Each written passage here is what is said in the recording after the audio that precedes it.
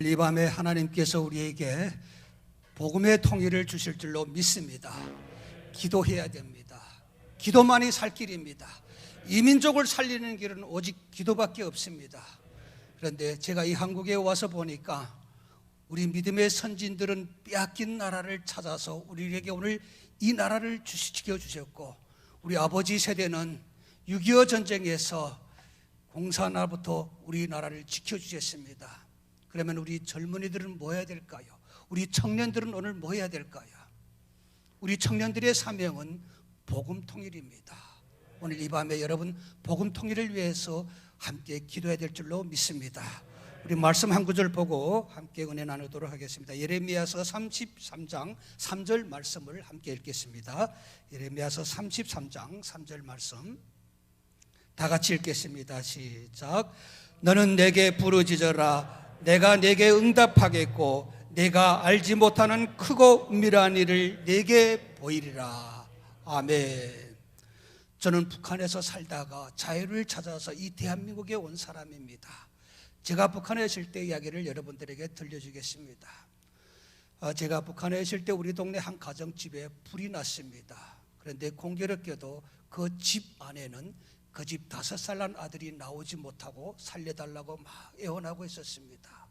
동네 사람들이 나와서 그 불 붙는 집에 그 아이가 살려달라고 애원하는 걸 보면서도 누가 그 집에 들어가서 그 아이를 건져내는 사람이 없었습니다. 왜? 위험하니까. 들어가면 죽을까봐 누가 함부로 그 불길 속에 뛰어들어가지 못하는 겁니다. 저거 어쩌나 저 애를 어쩌나 그러면서 발을 동동 구르면서도 누가 선뜻 들어가지 않습니다. 그런데 그 집 아버지가 달려왔을 때는 그 집이 무너지기 직전이었습니다. 그런데 아버지가 몸을 던지더라고요. 불길 속에 뛰어들어가더라고요. 저는 그 사실을 보면서 아버지가 들어갔으니까 이제는 아들이 살았구나 하고 안도의 숨을 쉬었습니다. 그런데 여러분, 그 불길 속에 뛰어들어갔던 아버지가 가지고 나오는 게 뭔지 아십니까? 살려달라는 자기 아들이 아닙니다. 집안에 걸려있는 김일성, 김정일 사진입니다. 그 사진을 먼저 이 옷 속에 감춰가지고 나옵니다. 그러니까 집은 무너지고 그 아이는 불타 죽었습니다. 여러분, 우리 대한민국에서 만일 이런 일이 일어났다면 우리나라 사람들이 그 아버지를 향해서 뭐라고 했을까요? 여러분, 저는 더 놀랐던 것은 그 불붙는 집안에서 자기 아들보다도 김일성, 김정일 그 사진을 가지고 나온 그 아버지를 북한 사회가 비난할 줄 알았는데 그 다음날 북한의 노동신문, TV 온 데에서 그 아버지에 대한 자랑을 합니다. 용이라는 겁니다. 용이라는 겁니다. 자기 아들보다 먼저 위대한 수령 김일성 동지와 친애하는 지도자 김정일 동지께 끝없이 충실한 그 충성심을 발휘했기 때문에 그 아버지는 공화국의 용이라는 겁니다. 그렇게 그 아버지를 죽여 세우더라고요. 저는 오늘 여러분들에게 묻고 싶습니다. 여러분, 통일이 무엇입니까? 그리고 여러분들은 왜 통일합니까? 그리고 여러분들은 평화, 이 평화를 누구하고 평화를 하려고 하는 것입니까? 저는 여러분들에게 묻고 싶습니다. 아니, 우리 대한민국의 국민들에게 묻고 싶습니다. 왜 통일을 말하는 겁니까? 왜 통일을 하려고 하는 겁니까? 저는 통일은 저런 우상에 젖어 있는 저 북한 동포들을 살리는 게 통일이라고 생각합니다. 그리고 오늘 한국교회, 여러분, 그들을 위해서 울어야 됩니다. 그들을 살려야 됩니다. 특히 우리 감리교회, 위대한 감리교회가 할 일은 그들을 구원하는 것입니다. 그들을 구원해야 됩니다. 오늘 여러분, 우리 대한민국 교회가 이제는 깨어나야 됩니다. 이제는 이 세상을 돌아가는 걸 여러분 다 아시지 않습니까? 여러분, 정치로 우리 대한민국 남북 하나가 될 것 같습니까? 꿈을 깨세요. 우리는 지금까지 평화를 그렇게 노래했습니다. 제가 대한민국에 와서 지금까지 20년을 살면서 제가 우리 대한민국에서 늘 평화를 부르는 그 평화를 함께 부르면서 왔습니다. 내년이면 좀 나아지겠지. 또 5년이 지나면 그래도 북한이 좀 우리하고 좀 가까워지겠지. 10년이 지나면 북한의 문이 좀 서서히 열리겠지. 나는 이런 희망을 가지고 늘 기도해 왔습니다. 그런데 어떻습니까? 여러분, 어떻습니까? 통일이 어떻게 여러분들에게 지금 다가오고 있습니까? 여러분, 히브리서 이 선지자가 부르짖는 이 외침을 우리는 들어야 됩니다. 저는 히브리서 시자가 말하는 너희도 갇힌 것 같이 갇힌 자를 생각하고 너희도 몸을 가졌은즉 학대받는 자를 생각하라는 이 말씀을 늘 마음에 담고 있습니다. 오늘 우리 조국 대한민국, 여러분, 우리가 이렇게 외치는 평화는 공짜가 아닙니다. 평화는 하나님 안에서 하나님이 주시는 평화여야 됩니다. 저는 이 평화는 복음으로 이루어진다고 생각합니다.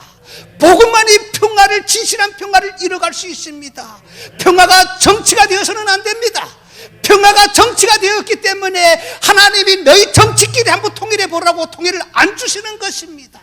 이제는 우리 조국교회가 깨어나야 됩니다. 우리는 막연한 평화를 부르짖는 것이 아니라 이제는 하나님 안에서 복음을 외쳐야 됩니다. 복음이 북한에 들어가야 됩니다. 복음이 북한에 들어가게 되면 평화는 하나님이 덤으로 주십니다. 나는 그걸 성경에서 발견했습니다.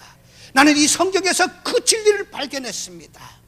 여러분, 하나님께서 예수 그리스도 독생자를 이 땅에 왜 보내주셨습니까? 왜 보내주셨습니까? 예수 그리스도가 온 목적은 평화의 왕으로 이 땅에 오셔서 우리를 구원해 주시기 위해서 오셨다고 그랬습니다. 예수 그리스도가 평화의 왕이라고 그랬습니다. 평화의 왕. 여러분, 지금 우리 세상이 외치는 평화, 그게 우리 힘으로 되는 것이 아닙니다. 하나님이 평화를 주셔야 됩니다. 평화를 주셔야지 우리가 평화를 누릴 수 있습니다. 이제는 조국교회가 정신 차리고 깨어나야 됩니다. 저는 요즘 독일 통일을 많이 공부하고 있습니다. 우리가 독일 통일에서 분명히 배울 것이 있습니다.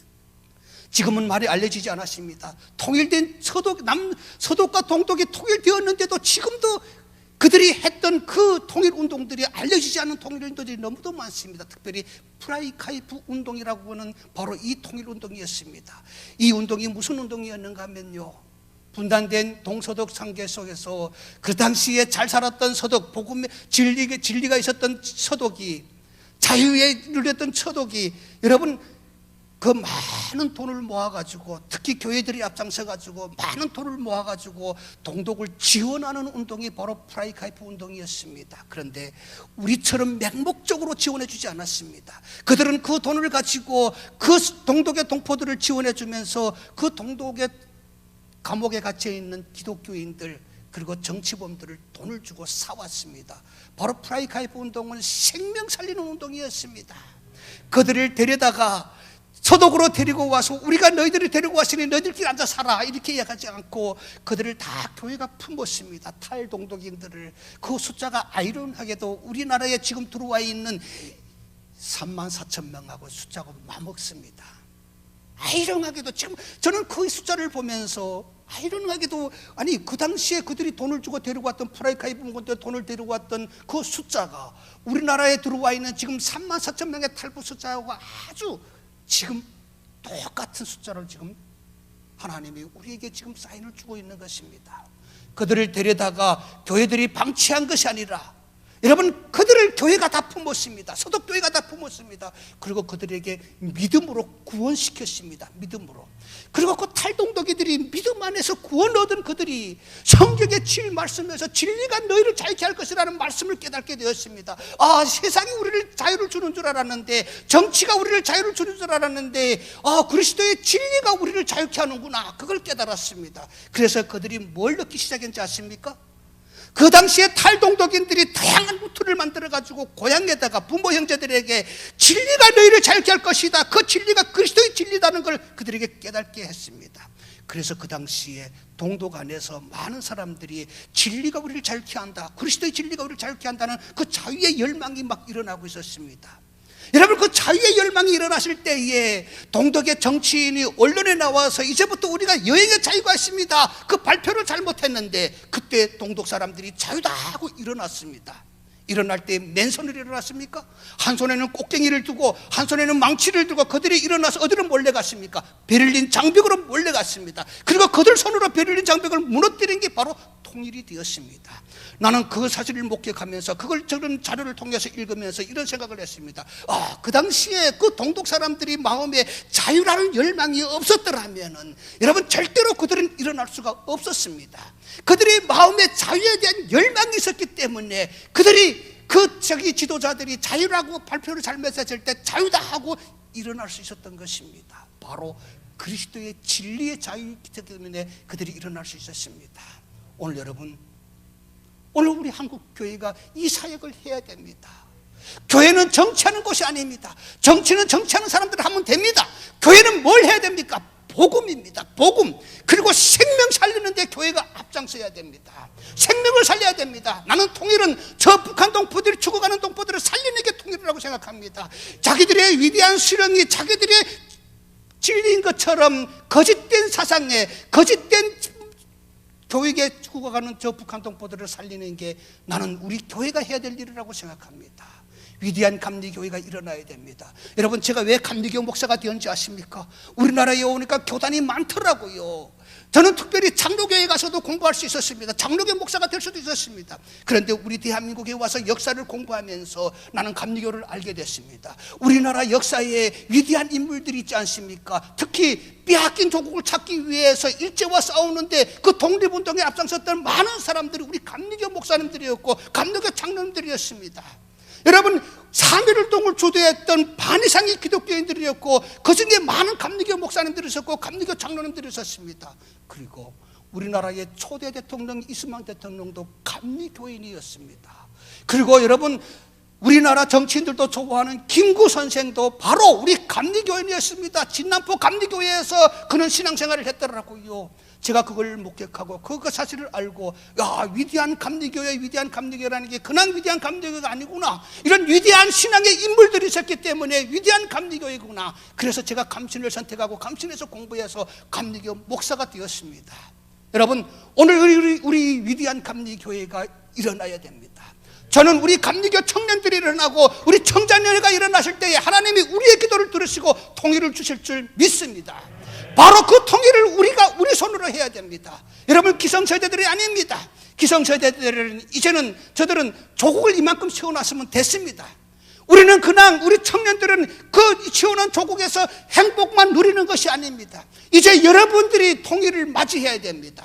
여러분들의 통일을 준비해야 됩니다. 그래서 저 북한 동포들에게 부르짖어야 됩니다. 북한 동포들을 깨워야 됩니다. 저는 복음에 들어가게 되면 북한 동포들이 하나님 안에서 깨어날 줄로 믿습니다. 김정은이 지도자로 전체적인 사회에서 세워지면서 김정은이 자기 축군들을 모여놓고 한 말입니다. 얼마나 두려웠으면 김정일이 자기 축군들을 모여놓고 이런 말을 했겠습니까? 한국에 60만 군대가 있다. 그런데 60만의 군대는 북한 자기들의 공화국의 위협적인 존재가 되지 않는다는 겁니다. 그러면서 그가 한 말입니다. 우리 공화국의 제일 위협적인 존재는 한국의 기독교인들이다. 그리고 북한에서 한국으로 도망간 탈북자들이다. 그들이 자꾸 불온 사상을 북한에다 자꾸 넣으니까 북한 사람들이 깨어난다는 겁니다. 깨어나서 이제는 통제하지 못할 그런 수준까지 되었다고 통제를 강화하라고 지시를 했습니다. 여러분 아시지 않습니까? 저는 너무 안타깝습니다. 작년 12월에 북한 제5차 6차 대회에서 김정은이 엉뚱한 법을 또 내놨습니다. 자본주의 반동사상 배격법이라는 걸 내놨습니다. 이게 무슨 법인지 아십니까? 한국에서 들어오는 모든 영화, 드라마, 노래, 그리고 복음까지도 철저하게 막으라는 겁니다. 그걸 접한 사람들이 잡히게 되면 무조건 사형하라는 겁니다. 얼마나 무서우면 이런 법까지 내놨겠습니까? 여러분, 그러나 진리는 반드시 저 북한 동포들을 깨웁니다. 오늘 여러분들이 그 진리를 위해서 부르짖기를 바랍니다. 오늘 우리가 그 부르짖음을 택하고 우리가 읽을 때에 저 북한 동포들이 깨어날 줄로 믿습니다. 요엘 선지자는 너희는 옷을 찢지 말고 마음을 찢으며 하나님 앞에 부르짖으라고 했습니다. 오늘 이 밤에 저와 여러분이 옷을 찢는 것이 아니라 마음을 찢는 심정으로 하나님 앞에 기도하기를 바랍니다. 우리가 기도할 때에 하나님이 들으시고 이 밤에 혹 내일이라도 하나님께서 통일의 문을 열어주실 줄로 믿습니다. 이제 하나님이 주시는 복음 통일을 누리기 위해서 우리는 그냥 가만히 앉아서 통일 외치는 것이 아니라 우리는 이제는 싸워야 됩니다. 그리고 죽기를 각오하고 생명을 내놓고 북한 동포들에게 복음을 증거해야 됩니다. 오늘 그 사역을 위해서 우리 함께 기도하기를 바랍니다. 우리 자리에서 다 일어납시다.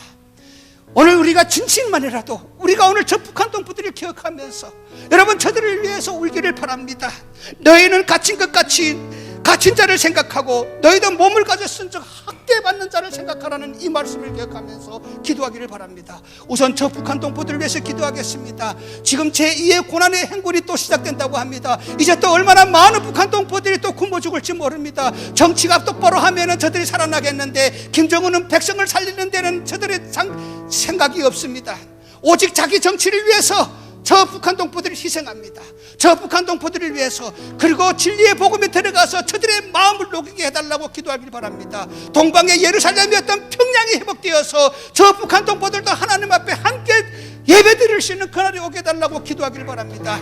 그리고 저 중국 땅에서 지금 이 땅으로 오기를 원하는 수많은 탈북민들이 있습니다. 그들이 이 자유의 땅으로 와서 하나님 안에서 믿음으로 저들이 하나님의 일꾼이 될 수 있도록 기도하길 바랍니다. 그리고 우리나라에 들어와 있는 34,000명의 탈북자들이 있습니다. 이분들이 정말 하나님의 일꾼으로 준비되어서 북한 복음화를 위해서 저들이 앞장설 수 있도록 함께 기도하겠습니다.